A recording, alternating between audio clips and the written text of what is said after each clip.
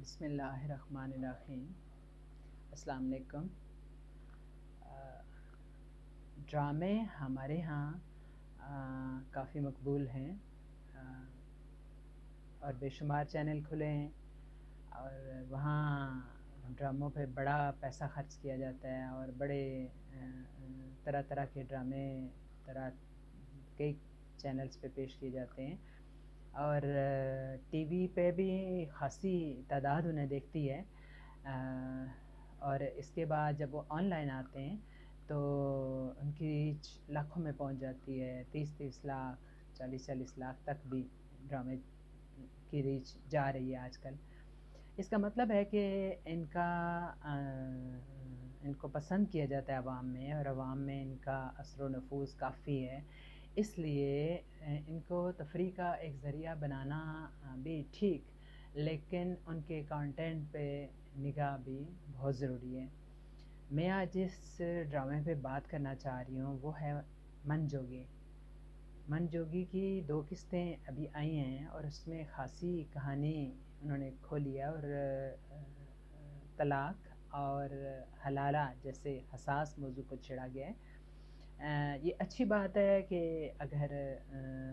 ڈراموں کے ذریعے لوگوں میں شعور اجاگر کرنے کی کوشش کی جائے اور ایسے اہم موضوعات کے بارے میں تعلیم دی جائے لوگوں کو، لیکن یہ بھی ضروری ہے کہ پھر ان پہ تحقیق کی جائے اچھی طرح سے، کم از کم قرآن و حدیث سے کی روشنی میں ان کے جو تعلیم ہے دی جائے ایسے موضوعات کے بارے میں۔ لیکن افسوس سے کہنا پڑ رہا ہے کہ اس ڈرامے کے شروع میں ہی جو کہانی کھلی ہے اس میں خاصے فلا ہیں، اور جو سٹارٹ ہی میں گوہر صاحب جو ہیں وہ اپنی بڑی پیاری جو بیوی ہوتی ہے اس کو تھوڑے سے کسی اختلاف پہ طلاق دے دیتے ہیں، اور طلاق بھی ایسی کہ 3 طلاقیں ایک ساتھ دیتے ہیں، جو کہ اسلام میں ناپسندیدہ چیز ہے طلاق، اور اس کی بھی قریب ترین جو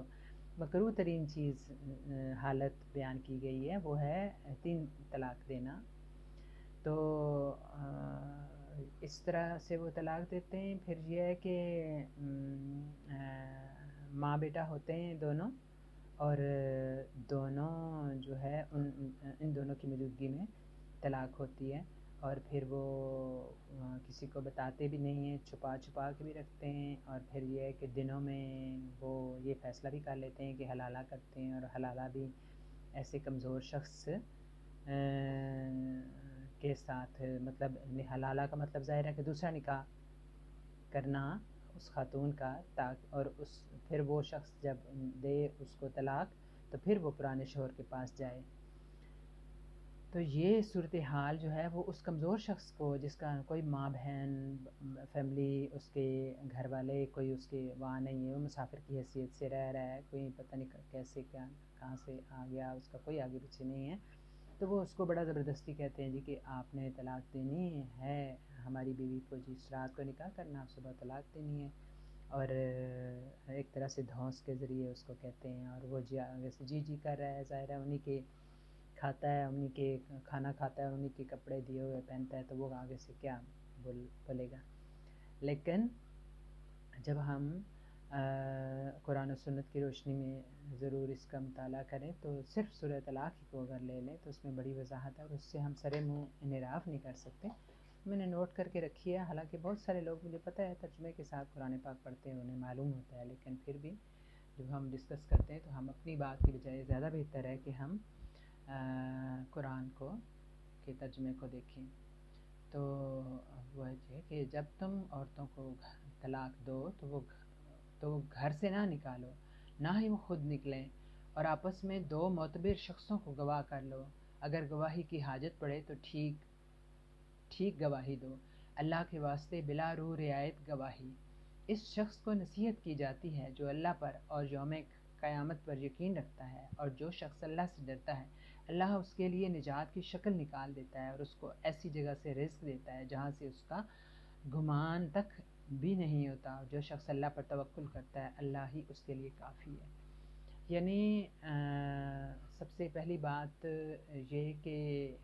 جب کوئی شخص طلاق دیتا ہے تو سب سے اہم چیز عدت بیان کی گئی ہے، اور عدت بھی اس طرح سے کہ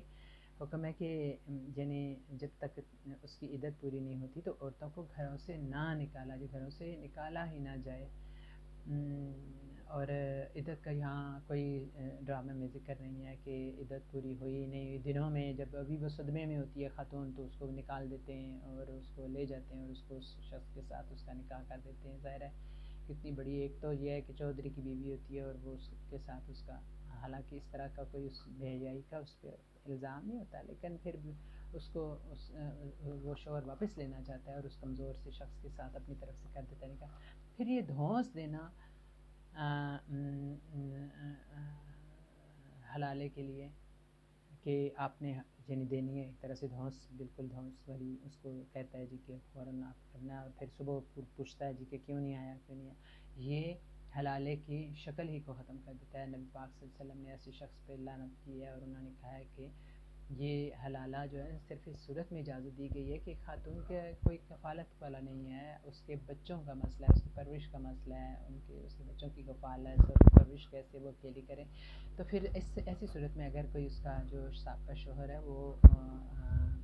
دوبارہ سے رجوع کرنا چاہتا ہے طلاق کے بعد، تو پھر اس کو حلالہ والی اس کیفیت سے گزرنا پڑے گا، صرف اس لیے کہ یہ رکھی گئی ہے کہ اس بندے کو یاد رہے کہ یہ کوئی ایسی معمولی بات نہیں ہے طلاق کہ وہ ہر وقت منہ سے نکالتا رہے، تو یہ ایک سزا کے طور پر، ایک مرد کے لیے سزا ہے، عورت کے لیے تو ہے ہی، لیکن مرد کے لیے ہے کہ وہ کتنی اس سے تکلیف ہوتی ہے کہ اگر ایک بیوی جس کے لیے تھوڑا سا 1% بھی اس کے ذہن میں